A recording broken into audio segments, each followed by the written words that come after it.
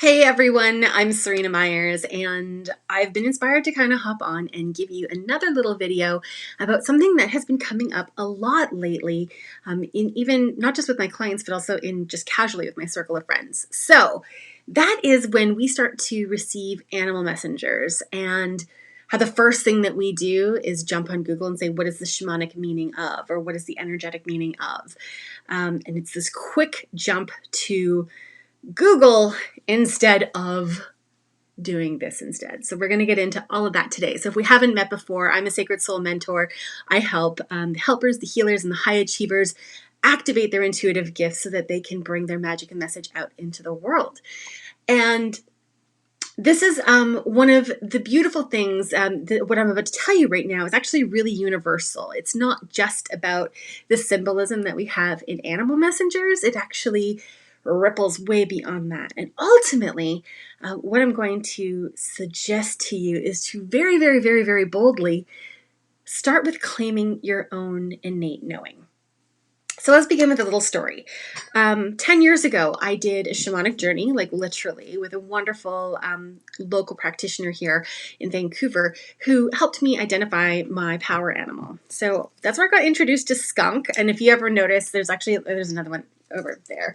I have a lot of skunk medicine in my altars and in my office, and I really work with skunk as a beautiful messenger. Now, I expected a power animal to be something really big, something really strong, something really like rah. So when this sweet little skunk came out of the log in the journey that I was in, I was a little bit stumped, to be honest, because I thought, how is this animal supposed to help me and protect me and guide me? But here's the thing.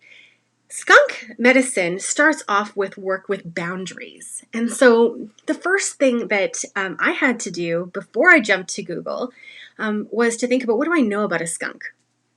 So I started off thinking about, first of all, what I knew beyond just how they smelled, because that definitely, is the first thing that'll come to mind. So you start off with just, what do you know about them? And not just about the animal itself, but you can also think about it in terms of like the mythological sense and what are the stories that you've heard. So if you think about Aesop's fables, there are so many beautiful animal messages that are within there. And these are things that have been pulled into our psyche. When we are working with our angels or our guides or anyone who's on kind of the etheric realm, they're going to be using our frame of reference to be able to get messages through to us. So they're not going to send me a skunk and have it mean to be a super aggressive, person. What they're going to say is uphold your boundaries, do it peacefully, do it really clearly, and state your place. So you start off by thinking about your own interpretation, like your own impressions of that animal, what it is that you know about them, both like from a biological standpoint and also from like a mythological or literary standpoint. Everything that you know about them. Use that as your first frame of reference, and then dig into that a little bit deeper. So this is really asking us to not just go for the instant gratification that Google is going to present to us, which is really going to be just that message from someone else's filter. We really want to claim our own wisdom, our own innate knowing. So it starts off with, okay, great. What do I know about this animal? We dig into that. You can actually sit down in meditation and invite that animal to come and join you and ask it what it's here to teach you, what it is to show you. The other thing that I really like to do, particularly if this is an animal that keeps showing up for you, is look for the patterns. Try to figure out what is in common every single time this shows up for you. So skunks for me, because they're my power animal, they also show up every time I'm on the right track. This is the most extreme example I've ever seen of this. When I moved to the UK, my husband said, just so you know, you're not going to see a skunk to validate that you're on the right path. They've been extinct here for hundreds of years. And I thought, yeah, okay, no problem. And literally the first day that I'm in town, we go walking through the town square and there's a conservation officer with a friggin' skunk in a country where they've been extinct for years. So once again, I got that validation. But here's another one. Crow is a really big messenger for me too. And every time there's going to be a really big change in my life, I start to see crow feathers. And I started noticing it was happening with breakups. It was happening with job changes. It was happening even when my sister moved out of my house. Anytime there was like something really big that was going to shake up in my world, crow feathers would be everywhere. So you want to start looking for the patterns. You want to say, okay, where have I seen this before? where did this animal present itself? What it's like, kind of that nagging message that's coming forward. Once you've got your own impressions, once you've looked at your own patterns, once you've invited that animal into a meditation with you so that they can tell you why it is that they're here, then you can dig into what is the shamanic meaning of. It's really important because the whole point to activating our own intuition is to get to this place where we trust what we know to be true.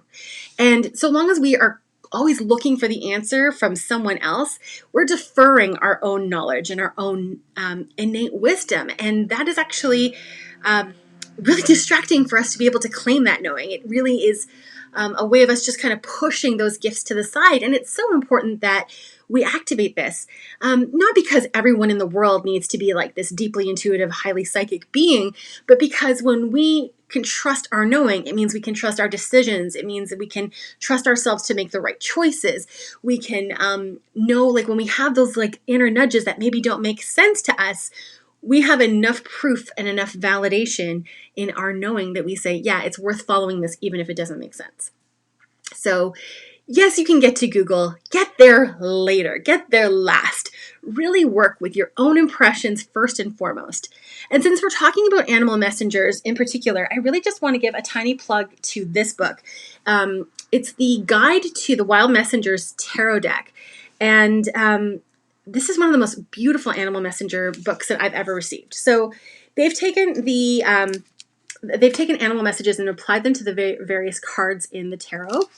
But within it, it's not like, first of all, look at this artwork. The artist is called Tanya Castile. That's her name.